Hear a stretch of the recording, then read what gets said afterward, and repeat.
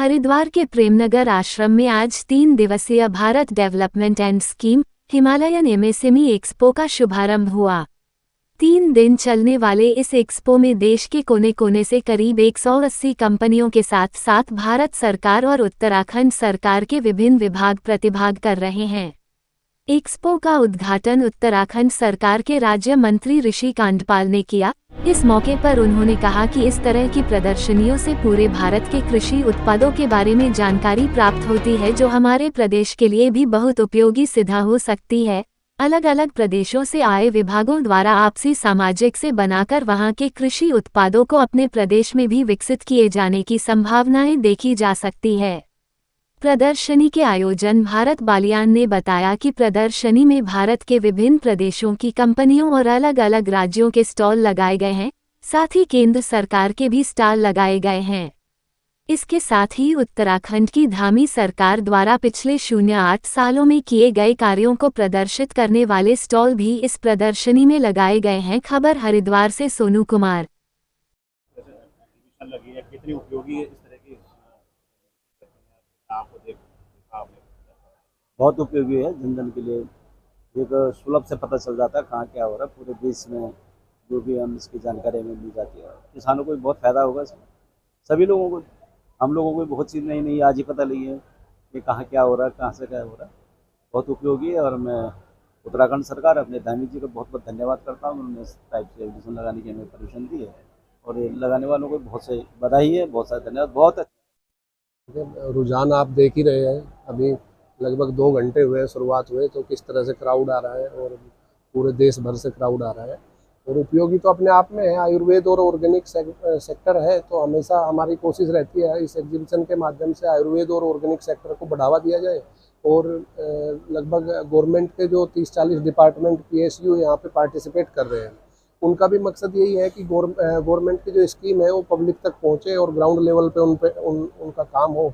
तो इसको देखते हुए मुझे तो लग रहा है कि एग्जीबिशन अपने सक्सेस की तरफ जा रही है और हमें उम्मीद है कि ये 3 दिन तक ऐसे ही चलेगी।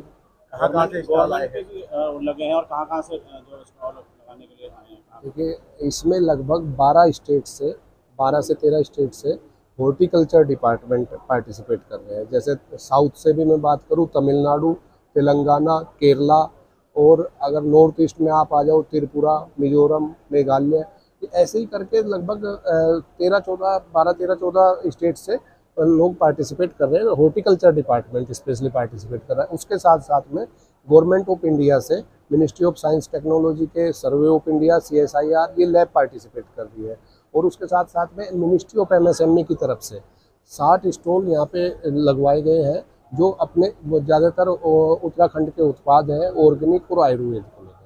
इसके माध्यम से क्या संदेश देने का प्रयास है? संदेश बिल्कुल क्लियर है कि हम लोग आयुर्वेद और ऑर्गेनिक की तरफ कैसे जाएं। जैसे आजकल पेस्टिसाइड का बहुत ज़्यादा इस्तेमाल हो रहा है और लोग बीमार पड़ रहे हैं, तो इसके माध्यम से यही संदेश है कि हम अपनी जीवन शैली में आयुर्वेद और ऑर्गेनिक कैसे अपनाएं, जिससे हमारा स्वास्थ्य ठीक रहे।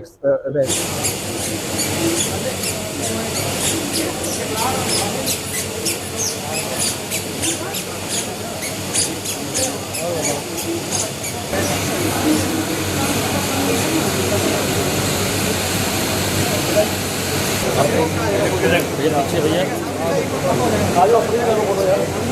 बढ़िया भैया जय हो।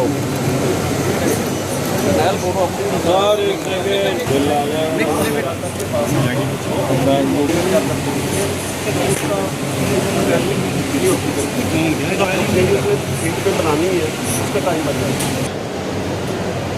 तुलसी को फेल दिया।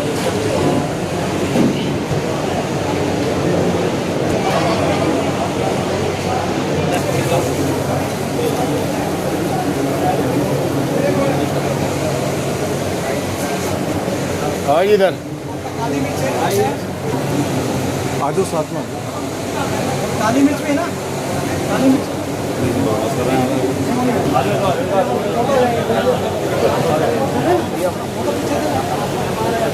यार